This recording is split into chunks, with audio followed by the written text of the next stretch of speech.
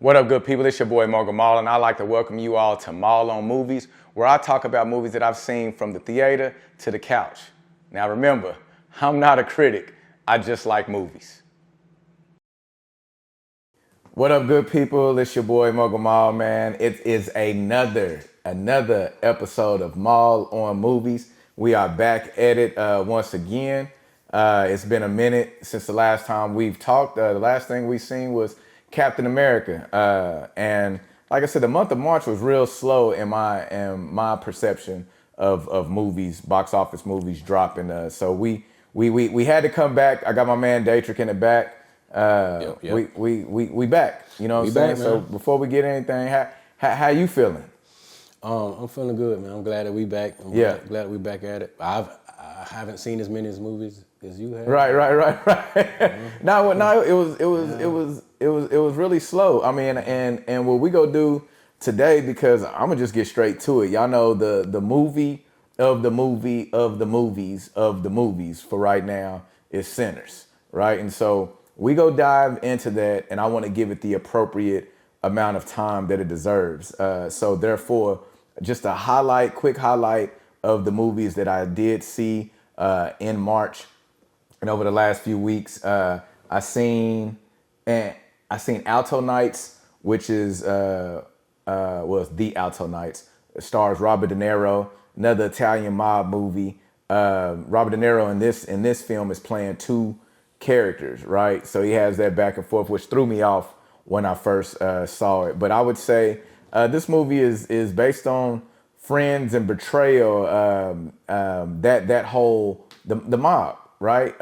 From a different perspective of seeing the homie go in for something and you covering for him, and then he getting out, and now he's salty because you got the power, right? You know what I'm saying? But you cover for him, that type of deal. So for me, I know it didn't get a lot of great reviews, and it was only at the theaters for like a couple of weeks, right? So it didn't do well, but I still enjoy it. I like mob movies. I like Italian movies. So if you get an opportunity, check out The Alto Nights starring Robert De Niro. I also went to see Black Bag. I seen Drop, and then the latest movie before Sinners, I seen The Amateur. The Amateur had Lawrence Fishburne, and hold on, I gotta Google the actor in The Amateur. That was a pretty good. Hold on, let's see here. The Amateur. That was a pretty good movie. Who was the starring? Rami Malek. I hope I'm pronouncing that right. Rami Malek. I'm not for sure what other movies he's in, but basically, this movie, man, I thought it was really good. He starts off. He's he works for the CIA, but mainly in the tech side, computer side type of thing. And so they're under this.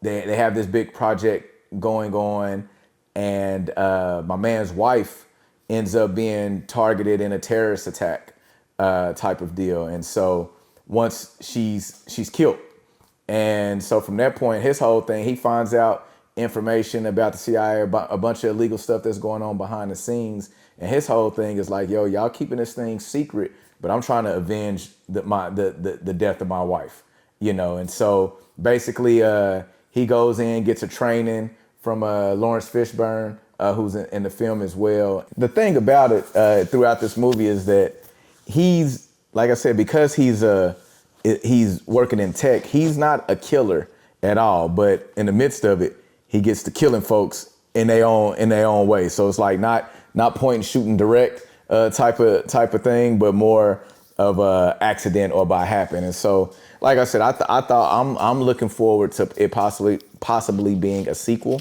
to this film. So I will recommend you all to go see The Amateur. So like I said, the few movies that I have seen over the last month, I'm just giving y'all a rundown again, is The Alto Nights, Black Bag, Drop, The Amateur, and like I said, man, what we here for today, and I just want to give it its proper amount of time, is Sinners. You know, directed by Ryan Coogler, starring Michael B. Jordan.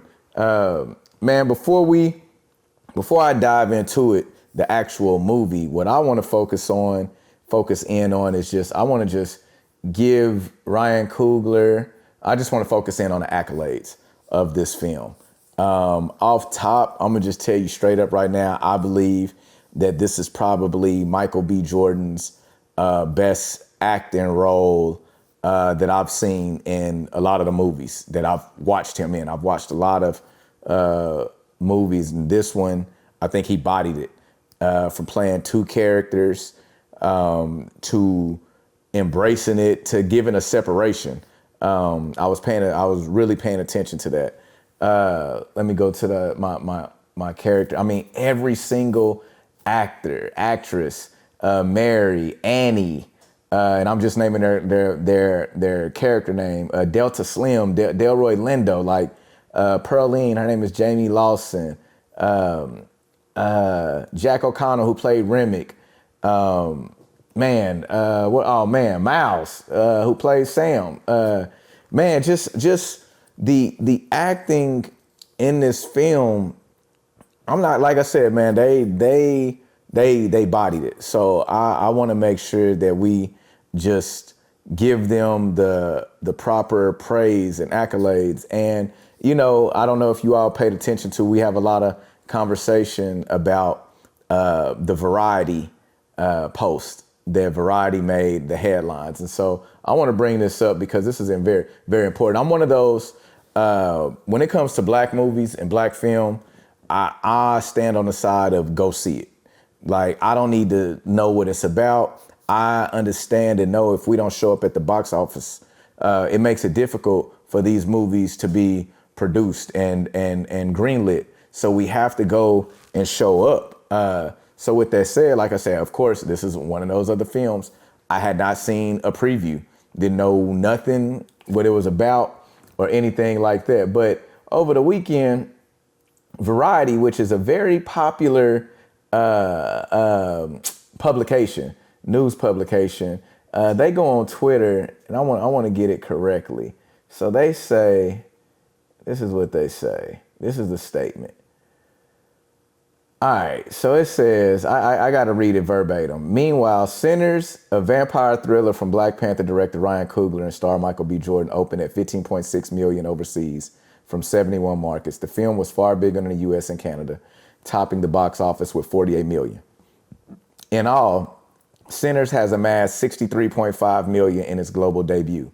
Monday's final number was above Sunday's estimates of $45.6 million domestically and $61 million globally. It's a great result for an original R-rated horror film that takes place in the 1930s. Yet, the Warner Brothers release has an eye-popping $90 million price tag before global marketing expenses, so profitability remains a ways away. Now, if y'all you hear y'all know when somebody says give you a praise report and then they hit you with the but, what that mean? It erases everything before what you said. And shout out to Ben Stiller for pushing back. And I want to find his tweet that he said. Did you hear about this, Daytrick? No. So as you heard me read that, what's the first thing?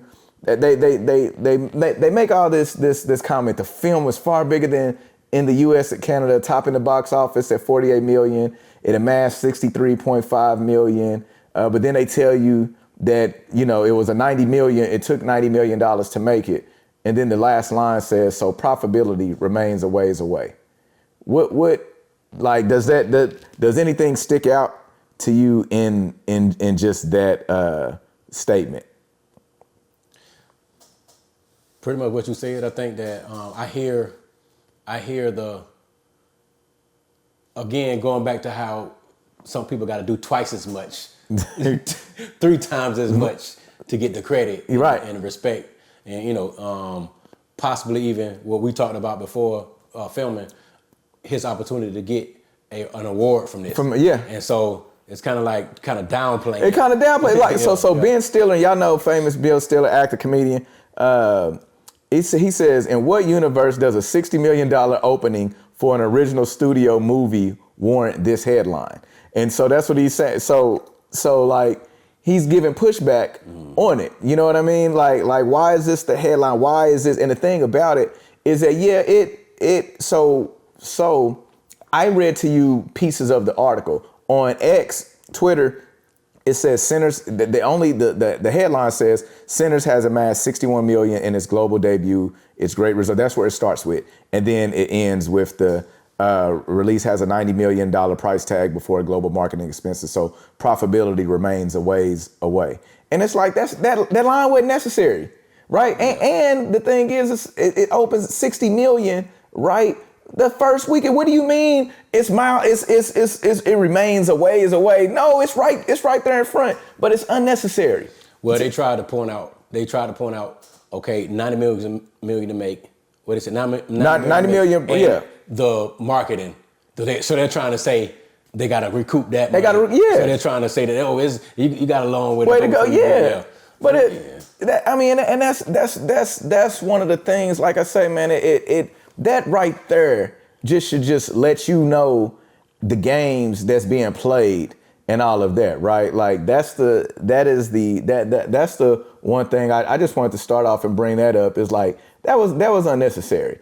The next thing I want to bring up, I need to look up Ryan Coogler's deal with Sinners. So he pulled hold on.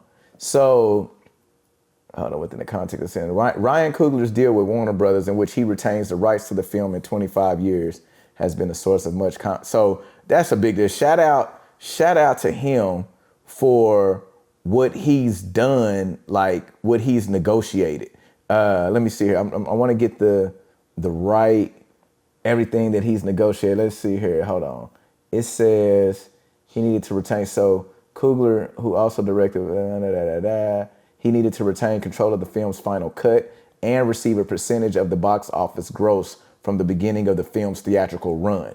So like from go. So that way he didn't have to wait to start seeing profit. But he also insisted that ownership of the field would revert to him after 25 years. Warner Brothers agrees.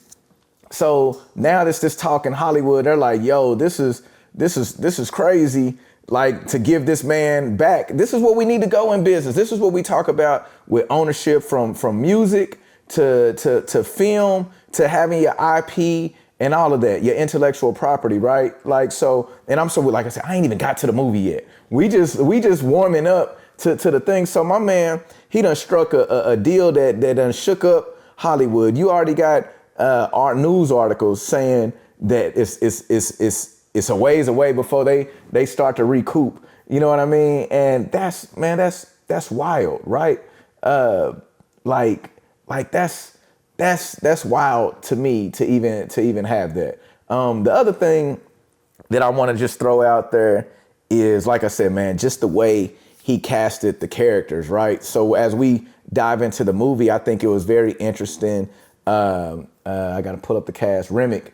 To find out Jack O'Connell has an Irish background, which he's Irish in the film. That's very important piece to it.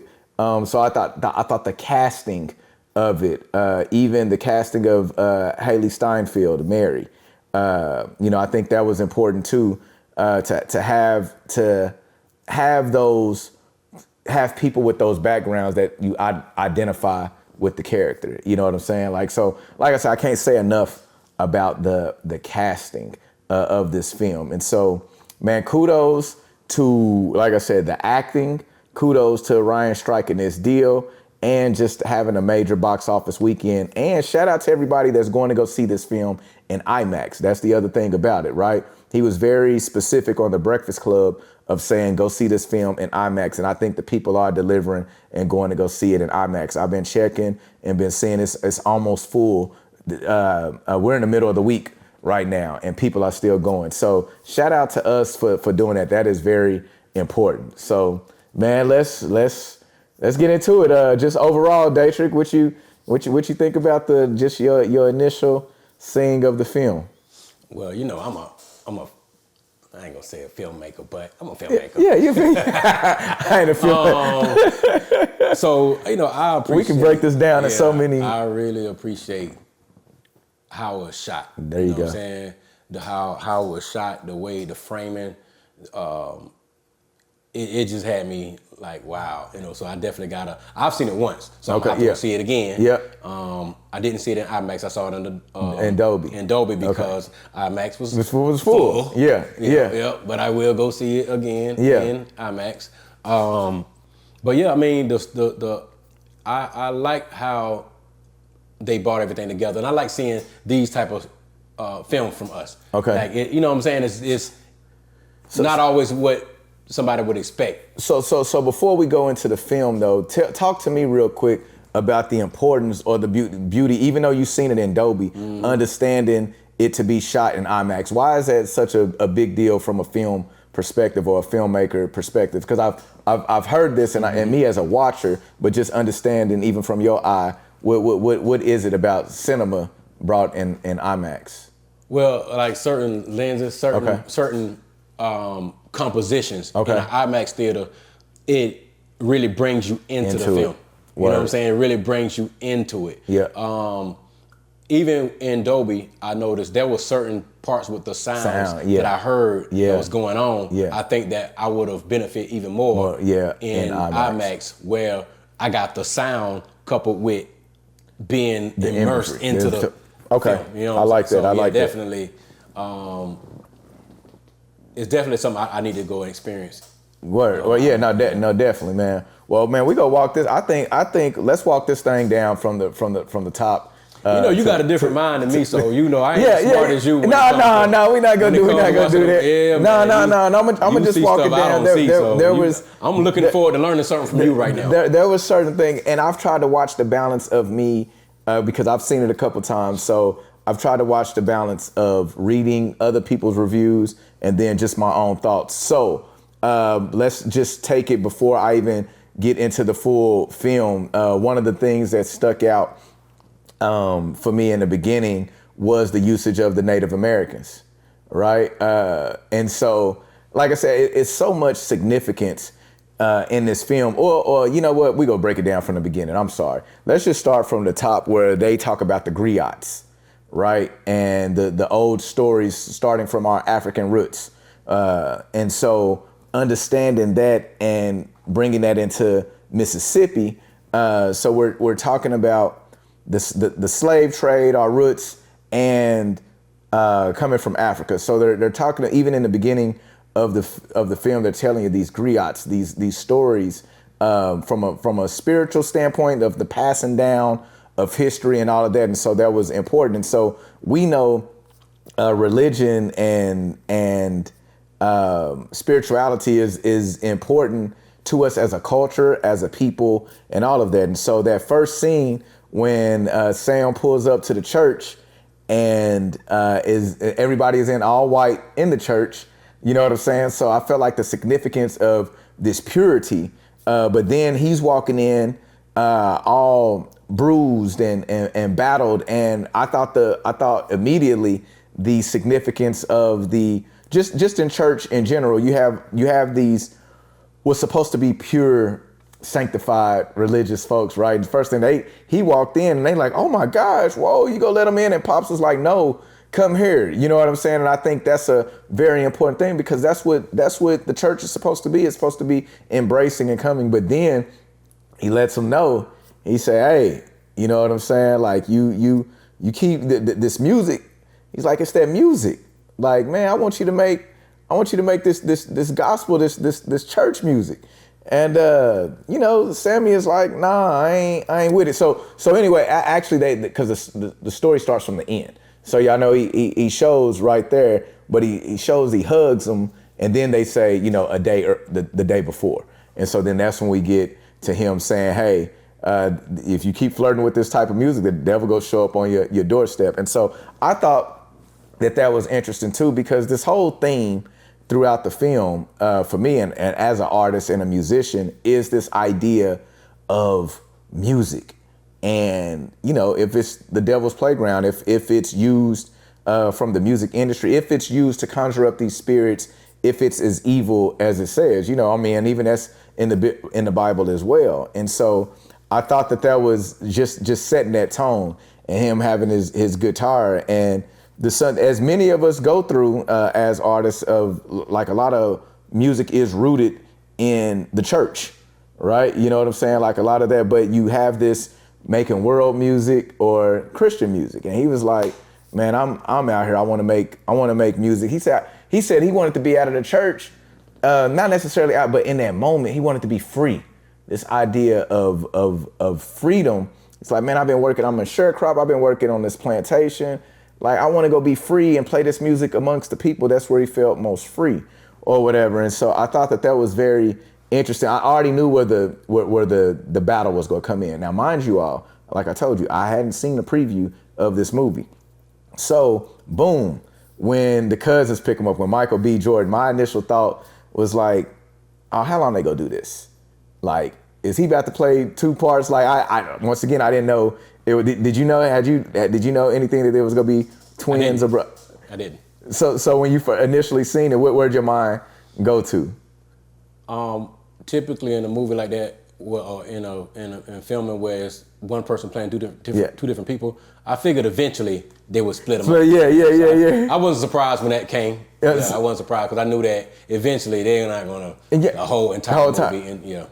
But they broke that down in the first scene. It's like you got them together right there. And so for me, moving aside from the storyline, now I'm looking at the acting part of the movie. I'm looking at, because I'm like, oh, he did a good job playing the personality of both. Man, it was slick. Two different personalities. It was. So I'm watching from the passing of the cigarette. I'm watching the hand movements. I'm watching the turn in. I'm looking at, you know what I'm saying? Like, because that's important when you're having conversation of where the beat comes, where the pause, being able to just. So I'm listening to what's going on, but I'm really like damn, like he's killing this. Like, okay, like this is about to be the deal in the film. You know what I'm saying? Like, and so even from that, being able to embrace the personalities, right? So Smoke in the blue and Stack in the red. I thought I peeped that from the beginning. I thought that was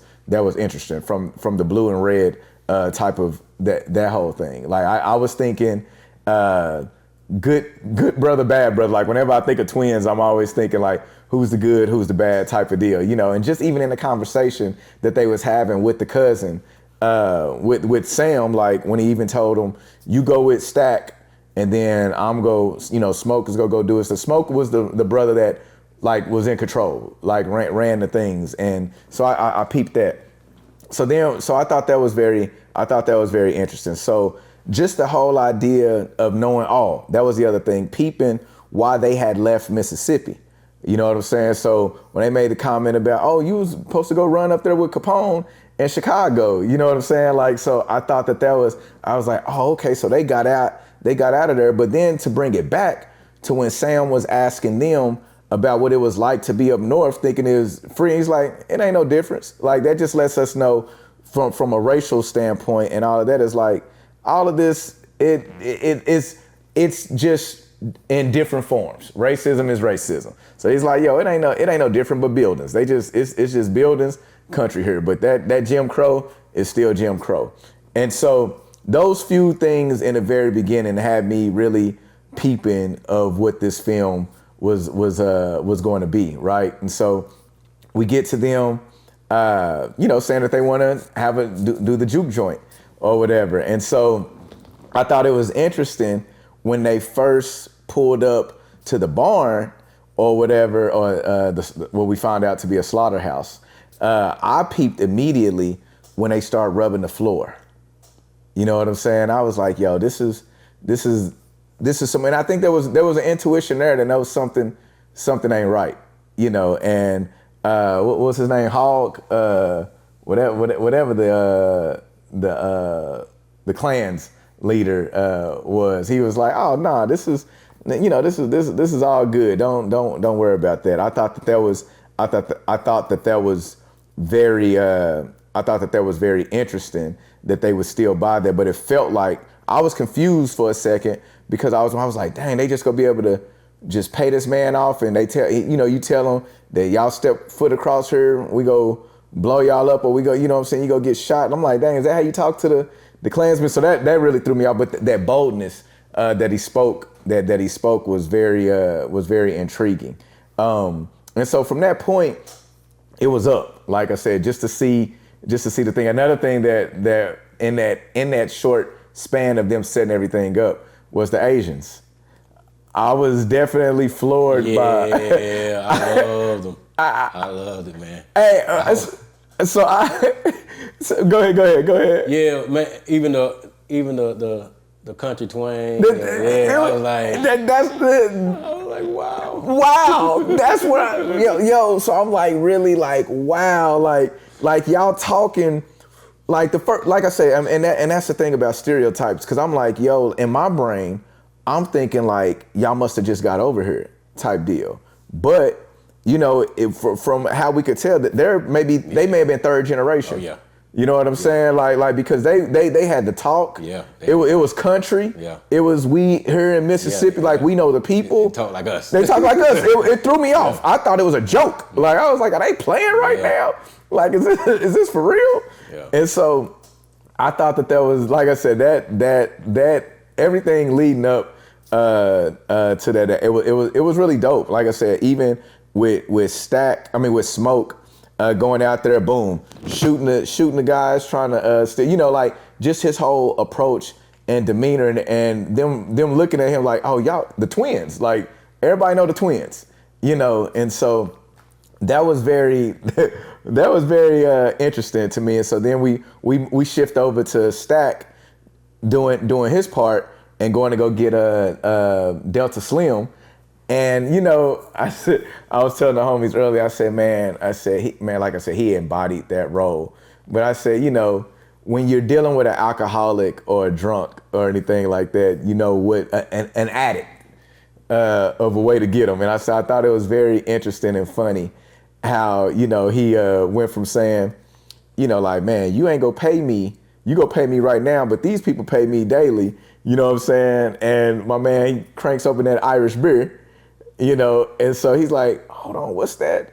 And then he done drunk the beer. The next thing you know, they up here playing a harmonica, and my man Sam is actually getting to do his blues, and everything is cracking. And so I thought the character development, what I'm saying with all of this to everybody that's watching as we're just reliving this movie, is that the character development. So you brought in the Asians, then we see you bring in Pearline. You know what I'm saying? The adulteress or whatever. And then you bring in Mary.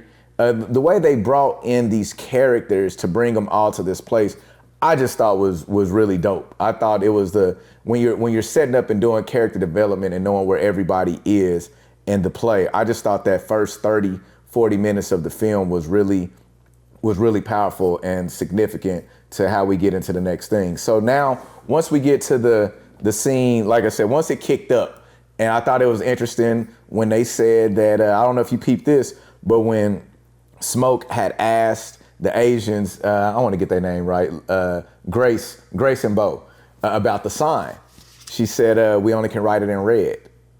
I didn't know. So yeah. So if you see it say juke joint, it's in red. And so, like I said, my whole thing, it's a vampire movie, is just the symbolism of that. I don't know if that's a thing. I don't want to get too deep into it, but they had to do the sign in red. And so anyway, this whole thing, they get they're ready to, open up the juke joint for the evening or whatever. And then, like I said, that leads me to the first scene of, this vampire of Remick. And like I said, he's running. And I had a question. I was like, damn, like where did he come from, or why is he the thing? But I thought what was interesting about the Native Americans was like, yo, he's not what y'all think this is. It ain't what it is. Like, and he's like, yo, I pray to God over you people. You know what I'm saying? Like, and so it made me, like I said, at first I was like, damn, like, where did the Native Americans come from? But the Native Americans were here, right? Like, so I found that, like, this is me thinking in real time. But then when I sat back, it was like, yo, but then I also peeped, I liked the symbolism of like, yo, we told you that this ain't what it is. You know what I'm saying? And so he done went in there, this spirit, Remick, and he already done, he peeped, and that's the other thing, he peeped that they were Klansmen. Like that's when he looked inside of the home, you know what I'm saying? Like, so I thought that was interesting too. And so, and so then now he's converted them over. And like I said, I just thought that scene, and if y'all go back and watch, you see the 3 vultures or the eagles, I think they were vultures that was flying around that house too. So that was another, I peeped all that on the first go around, but I was still like, dang, where the Native Americans come from? But then it made sense, like, well, they were already here. And I thought that was interesting to inform and be like, yo, he's not what you think he is. So question. Yep. Why do you think, maybe it's something I don't understand or know, but why did the vampires have to be invited in, right? So I think this goes back to the idea of inviting spirits in. Like, you have to let spirits in. Spirits don't, you know what I'm saying? I think that was the thing. Is like, if you don't, if all these things can be true and happen, like he says, like, yo, even when the pop said to him, the devil's gonna be, you keep playing, you go let them in. You know what I'm saying? So I think it was this thing, and I've talked to people that said, if you know anything about vampires or these vampires movies, that's the thing. You have to invite them. Because I thought that was interesting too. It was like, yo, like, why didn't they just go in? It's like, no, you have to let them. You have to let them in. And I think that's the other part of vampire versus devil type thing. You know what I'm saying? Like, so I'm looking at all that, which leads to even understanding Annie, even her role, right? Like, of understanding, I don't know if you want to call it voodoo or witchcraft, but also having spirituality, right? Like, you know what I'm saying? Because she was still able to be spiritual on the good side, but understand how to handle these different spirits or whatever, or identify them and know what to do. Is like, hey, this is something that we dealing with different. Yeah. You know what I mean? And so I thought that was interesting too, because even when they first walked up to the house, and when they first walked up to the once Remick and the other two, it's like, well, they keep asking to come in. You know what I'm saying? And they trying to find the way to get in, which I thought was also interesting, is that the language that was being used to get in. It's like, oh man, he tried to reverse it and said, so you don't want to let me in because of this. It's like, don't use the reverse. Yeah. You know what I'm saying? Like I thought that was very interesting. But once again, back to this music, right? Like, I think this whole idea of how we view music is very important, right? Like, do we use it for good? Do you use it for evil? How do you use it? And so I think one of the most beautiful scenes in the movie was when the transition goes from the blues, and then it gets into the funk, right? Then we get into the jazz, then we get into the hip hop, then we get into disco. You got all these, but then you also have these different cultures popping around and going and feeling. They had said something about conjuring up spirits of the past and the future. Yeah. Right? You know what I'm saying? And so this is like music speaking from the soul. And if you paid attention, it's the music throughout though too, because also the scene where Delroy, where Delta Slim, when they're driving them and they're the chain gang is they on the road and they sing, he's like, hold your head high, and then they driving and pow, get shot. You know what I'm saying? Like, they don't show us, but you hear it. So it's like they got out of line, they got out of order. But that pain, you know what I'm saying, that's going through the music, also is just what the blues is, right? Like, I thought it was interesting that when Sam's first song that he sang out there was like talking about how he lied to his pops. You know what I'm saying? It's like, yo, like, I lied to you. I didn't want to do this. So I thought those words, people felt those words and all of that. So I thought that was very unique. I think the whole thing, all of them being at the, you had all the types at the juke joint, right? So you had everybody. I mean, it was everybody from that worked the plantation. It was their way of freedom. It was the moment that they had free. And so I just thought, like I said, I thought that scene, I thought everything based around the music, the voice, the playing of the guitar, him playing the connection of it. I just thought it was phenomenal and on point. Another thing that I thought was very interesting in this film is, and I know we can go all over the place with this, is when we get to the end scene with Remick and Sam, the fight scene. Now, you know what I'm saying, once they go in and they're talking about when he starts to recite the Lord's Prayer, and then Rem recites it with them. And I think that's significant in saying like, yo, the devils know the Bible too. You know what I'm saying? And like, that's what this whole thing is on. Is like, yo, people can play certain roles in order to get you to come to their side, you know what I'm saying, their side. So don't think it's anything outside of that. And I thought that was the trick that the vampires was trying to use, was like this whole idea of equality. So, okay. Next question. Yep. According to the lady that was able to understand and identify the difference in the spirits, or whatever, not all of them was vampires, because that's how the two at the end, that's how they was able to survive, because they weren't vampires. Everybody else died when the one guy got punished, right? Because they were vampires, or something like that. No. So I got you. So it's a few things that we got to remember.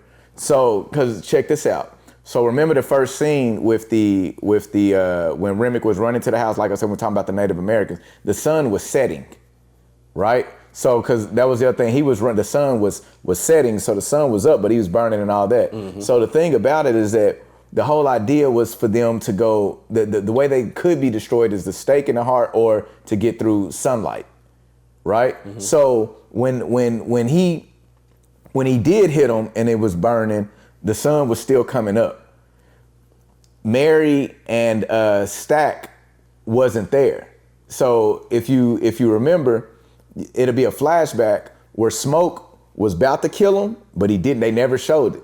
They never showed him killing Stack. No, I'm talking about, remember how whenever the character that ran into the home and he turned to the first two people, the KK, the Klansmen. Yeah, right. That guy, when he was getting attacked, right, everybody else was feeling it. You said everybody else was what? All of everybody he turned, they would feel it. So the lady had kind of said that was because it was two different kinds. You had you had the I need to see it again. It was she said it was a different type. She's like there's the hate or that where it jumps soul to soul, like it jumps and transfer, and then you have the one to where I guess it kind of them two didn't die when everybody in that field died was feeling whatever that's a good. Well, the other two, they didn't. And which I'm trying to think which.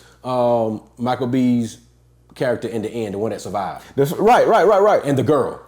But so that's what I'm saying. But that's what I'm saying. So yes, they didn't. The other thing about them is that he didn't. I don't know that they ever.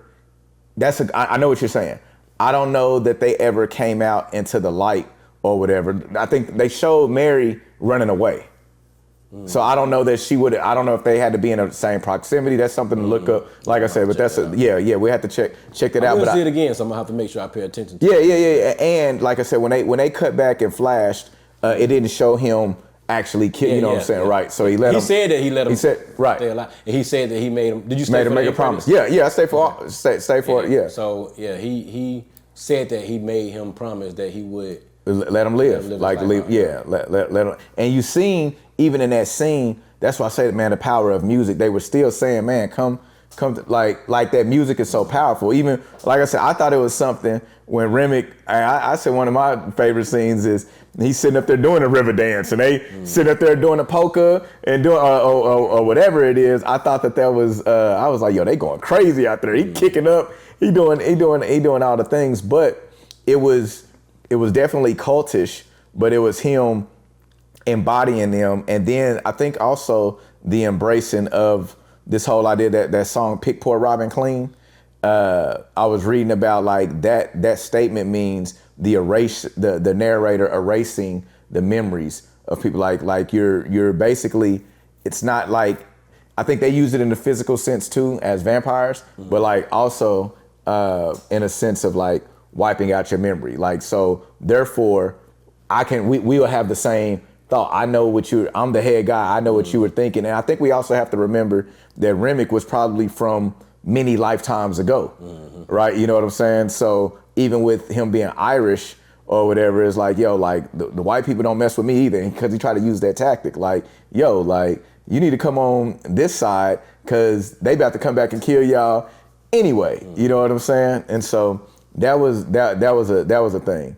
I just think, like I said, overall, I think there's so many layers to the film that you can go with and understand. Like I said, I think his voice, Sam's voice, like he said, he was like, yo, I heard your voice, and that's what brought me to this. And that's why Sam said, it's like, oh, you the devil. That's what he said. So it's like, oh, you the devil. That's what his daddy said. That's that right. He's like, oh, this is what's on the doorstep. This is my fault. We got to figure this. You know what I'm saying? We got to figure this. We got to figure this thing. This is my fault. What I also thought was interesting though with Smoke is him being in protective mode. Like he told. So I thought it was I thought it was very impactful that, and I think this is relative today, is that Sam had been told, like, you're not playing, you shouldn't play in these juke joints. You should have, because Smoke told him. It's like, this is gonna be your last night. Like, he's like, I heard you need to go over here. And then he told him, you need to go be with the proper folks in Mississippi. So he had been telling him, was like, yo, get away from this.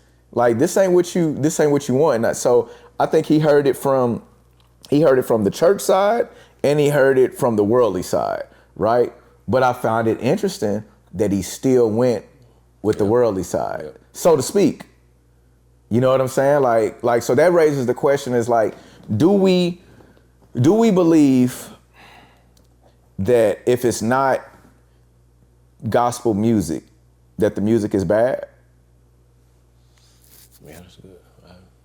I don't necessarily think so, but when you have 7 billion people on a planet, you're gonna have a lot of different perspectives. You're gonna have a lot of different. I mean, I remember when I first started listening to gospel music, man. I had the folks, my aunts and stuff, who already had been listening to gospel music, trying to tell me what type of gospel music. What kind of gospel music? I thought gospel was gospel. And so it was like, but you can't listen to that. Don't listen to that Kirk Franklin. Even back then, even back in 1996, he still was catching. Kirk Franklin still was catching flack. So I mean, you know what I'm saying. So it's like one person. What was I somewhere where it was okay. Christian somewhere, it's okay to say damn, and one of them, no, you can't say that. So it's like you just never know. So everybody got their own little differences of what they feel is what's right. What should be it? Because I thought what was interesting when you get to the very end credits where he's still playing This Little Light of Mine. Yeah. And so, see, I kind of looked at it too, is that he still had the gospel in him, right? Like I still think there's a way, like. I thought it was significant that they went back to his childhood and him playing This Little Light of Mine, I'm Gonna Let It Shine. And I felt like that was his light, was music, and he wanted to play in these areas. He didn't want to be confined to just this, you know what I'm saying? And so I think it's a fine line, and I have to go back and look. I have to go back and watch again to even see the words that his father used, because I felt like his father was embracing, was like, yo, like, we forgive you for this, but you need to do it this way. You know what I'm saying? And so, man, it's just a lot within the film. I was reading other stuff to find out that the actual real name for Smoke and Stack was Elijah and Elias. So, that's related in the Bible, right? What else? Even the name, even with Samuel, you know what I'm saying? In the Bible, I think the music, I think it's biblical all over, you know what I'm saying? All over it. And I think I think the ultimate thing though is that you had all these people in this place. You had an adulteress, you had alcoholics, you had gamblers, then you just had people just there, had slaves. You have all these the Ku Klux Klan. You know what I'm saying? Even coming back at the end, I thought that scene was great. I thought like when he got his Rambo moment to get the blow, I was like, yo, that was fire. I just thought it was fire. I thought the mixture, them mixing all of the things in there. I thought it was interesting. Another point that I seen was when Mary went out there. That's the other thing about these spirits is catching you at vulnerability, right? Like, so she pours her soul out to them. He's like, he's like, oh, dang, I wish I was there. You know, I would have helped your mom live longer, type deal. You know what I'm saying? And she's like, no, I'm good. But she went out there to be nosy, to find out, to use her whiteness, to be like, let me find this out. And them using this gold coins as a way of saying like, oh, if I give you this, something you haven't had, this should allow you to come here. And I think we see that in history that's happened with us as a people, getting lured in over the money, right? Like, and that was with this thing, like how much money we can make in this. And if I give you this, then this is that. And so I thought that was wild. But the scene when she turns around and walks and you see the vampire jump and then it immediately flips to what's her name? Pearline start to sing and walk seductively and sexy and all of that. And she gets up there to sing, right? And so as she's singing and then she gets to doing the seductive moves, then you have over here in this back room, you have Stack and Mary getting it on. So I thought the intensity level of the music and showing the seduction of sex, of music influencing sex as well, to where everybody is tuned out in their own zone. And I think for a moment people might have forgot that Pearline is married. Yep. You know what I'm saying? like she told us, say, you trying to bite off more you can chew. Yeah. And he said, I'm gonna bite that thing. You feel me? Yeah. Let me get your perspective on a few reviews or thoughts. Well, you know, some of these complaints. Okay. What do they have some points here? Okay. Do they have some valid points here? It says that here's one that says, like the acting, but vampires? Not a fan. It didn't strike me as a vampire movie. So it didn't strike as a vampire movie. I think the vampire was more of the symbolism. Right? Yeah, I don't know that it was just a vampire movie. Yeah. You know, I think it was more than a vampire movie, right? I don't think the vampire was the bigger thing as opposed to what the spirit is, right? Like the devil. You know what I'm saying? Whoever wrote that, they missed them. Yeah, I think they missed it. It wasn't a vampire movie. It was a movie with vampires in it. It wasn't about, you know what I'm saying? Like that wasn't the main plot. Yeah. Here's another one. It was senseless and vulgar. I took my mother and I was ashamed. I took her and exposed her to such foolishness. I see now. For my fans out there, I gotta ask a question. Is there a picture of this person? No. Because I immediately get to thinking like they're not of the culture. I mean, the title of it is Sinners. Like I think it was. I mean, like I said, man, I think it was shot well. Bro, when I tell you, I got a movie that I want to do it's a faith-based movie. Yeah. And it's gonna be rated R. Yeah. It's gonna be rated R. Yeah. Because if you gotta, what they missing, what these comments, some of these comments are missing, is that when you show the darkness of the human heart, it's gonna be rated R. Yeah, I mean, you gotta show the world because it's what it is. So I don't. Yeah. One more. Yeah. One more. It says, got a little bored. Now this one I don't really. Got a little bored and left. Really wanted to like it, but the color purple, beloved, and From Dusk to Dawn seemed to have covered the bases already for me. Good music, good acting though. The music was fire. Like I said, I think all I mean, like I said, my man was kicking up the polka down, like, but they said they thought it was. No, I think this story was told. I think the story was told different because it gave another perspective of like for a moment. You know what? For a moment, let me tell you what the movie did for me. It was a moment where I was like, go with the vampires.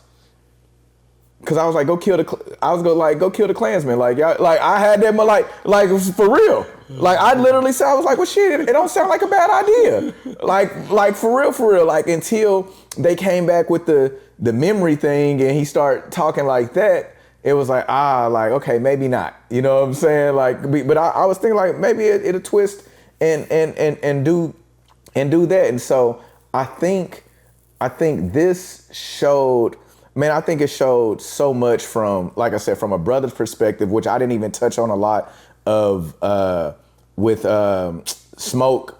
Like even him dying and going to the other side, like of wanting, and we'll perceive and say that's heaven or whatever. You know what I'm saying? Wanting to physically die out to be with his family. Like I think there's something in the spiritual realm of that. I think it showed a lot of history. I think it tackled music in a way, like I say, the blues, the griots. I think it's in a way that we haven't seen it. And like I said, we haven't seen it. I think the twist is having the vampires or the horror in it. I think to add that piece to it adds to the kind of like the thriller of it. You know what I'm saying? Like to understand what it was. And I think more importantly, like I say, that thing of saying the only way that they were going to come in is if you let them, like you had to let them in. And I think that like they got to that point when what's her name? Grace. She's like, yo, let's attack. Let's go. And Sam, he hears that voice, he starts singing, and my man Remy gets out there like, it's on, it's feast time. You know what I'm saying? Like, but just that idea of inviting spirits in. So I don't know that I've seen, like I said, I don't know that Color Purple. I thought those movies were, like I said, I think this was based off of true events with a twist. You know what I'm saying? So I think it was supposed to be a. Yeah, they didn't really watch it. Yeah. To make that comment, they didn't really. And then having their mind set on understanding that, like if you watching a Jordan Peele movie. Yeah. Jordan Peele? Yeah, Jordan Peele. No, I know you talking about, yeah. You gotta go in there, you gotta pay attention. Yep. It ain't just what you see ain't exactly what you see. So, they probably went in there and seen the people picking cotton and all, we got another one. They probably already shut off. Right. So, cause I went with a friend, me and my wife, and then I went with a friend of mine and his wife, and he was like that at first. He was kind of like, oh man, here we go, one of these. Yeah. And then he was like, man, I'm glad I stuck it out. Yeah, because it's more than that. But you know what's interesting? What I say, Daytrick, is that we got to be careful of being that way because what's happening with this administration and everything, and that's the other part I thought was very interesting in the film is like trying to erase people's history, erase your memory of what was or knowing what your people have been through, right? And I think that part right there is important. So you have to see you have to see the sharecroppers, you have to see the plants, and they didn't even show slavery. They didn't even show slavery in its brutal form. It's ugly, yeah. Like, you know what I'm saying? Like they showed this as a community of community. Yeah. Like this was community. This was black community. Like, you know what I'm saying? Like, so you didn't get to even see, like the Klansmen had a plan, but you didn't see. You didn't see it. You seen them working in the field when they got old buddy, the one that was cornbread. You seen that scene. You seen the chain gang. But what I looked at black affluent of black people, if that however you say that word. Like I just seen them on the right. Like I said, smoking snack, going to go work for Capone, come back with this money, and I seen community in there. So like I said, it's like, but still understanding, like yo, this is in Clarksdale, Mississippi, or whatever, Jim Crow. Like these things is still happening, right? So even the way that they embraced Mary. Like, it's like, your mother, even knowing the fact that, hey, even I don't know if it's a mama or granddad, whoever had some black in them as well. But so I seen Community. So I thought the story was told from a different perspective that we hadn't seen. So I think it was necessary. So yeah, man, I think, like I said, at the end of the day, man, y'all, I know I was all over. I haven't even touched on a lot of things. I have to talk about stuff later as they come. But just for the sake of this show, man, I hope you all enjoyed pieces of this breakdown. Things that go see it again. Like I said, it's so much in this film. Like, man, Michael B. Jordan just killed it. Like I said, that the character development, the seeing the difference in the two, and Smokers, he killed it. Miles playing that Sam. Delroy needs to get a man. He killed his role. It was, everybody showed out in this movie. It's so much more that we can go deeper into this. So I'll be tuning in to other reviews. I just think overall, like I said, the music was excellent. I like I said, that iconic scene of taking that blues and hearing all that transition and people just being lost in the movie and the building coming down and everybody is just in that zone. But then, like I say, if you look, when Remick had them out there waltzing and dancing, it was still the power of music, man. Like, we got to be very mindful of the power of music. And so even though those spirits was like, they was asking to come in, you got to remember the whole key was Samuel and his voice and his music. And that was going to get the people to lead them this way or that way. So that's very powerful, man. I think that's, they said it over and over again. He's like, your voice, that's what's conjuring up these things, your voice. So understand that, man, it's powerful. I think it is a thing of what we listen to. You can invite spirits in, right? So at the end of the day, we are all sinners. You know what I'm saying? Like that's it. You know what I'm saying? I mean, that's biblical. You know what I'm saying? So we fall short of the glory, but we are here for the redemption. I thought it was interesting. Lastly, I'll say, just from an interesting marketing standpoint, to drop this movie during Easter weekend, Resurrection. So I thought that was very interesting. And I seen somebody say that Ryan Coogler must have church hurt or whatever for him to. And like I said, I don't think it was anything that was going against the Bible or religion. I think it was more uplifting, saying like, yo, you keep playing with this type of thing. This is what I think it was more so leaning on the Christian side of things. Like, personally, like, I think, like I said, you sit there and have that battle and wonder, like, dang, like, what am I listening to? Yeah, that part of be careful what you let in is like, that's like the stamp. That's it. Be careful what you let in. That's it. So I don't look at this as an anti-Christian. I think, like I said, even to the point of when they was in the river, I thought, like I said, I thought it was interesting because it was like he was baptizing them. Mm-hmm. You know what I'm saying? So also, lastly, it's like we have to remember is saying like, yo, we got to remember when we talk about colonizers is like, and once again, that's why I said we talk about these griots, is that back in those days, they did force Christianity upon these different nationalities, these different communities. You know what I'm saying? But they were killing them and torturing them and all that. And it's like, yo, that's why he's like, yo, Remy was like, yo, they use this on me too. They try to get me with that too. So it's like I said, I think it raises a lot of questions of saying, where do you get your religion or spirituality from? But understand, like, everybody knows the word, like, but it's like, how you using it, and so so it was like, at that moment of time, it was like I said, even the Bible says, even the devil knows the Bible, you know what I'm saying? Like, so, but yeah, man, at the end of the day, y'all remember, man, I'm not a critic. I just like movies, and Sinners is one that I really enjoyed. Till next time, peace.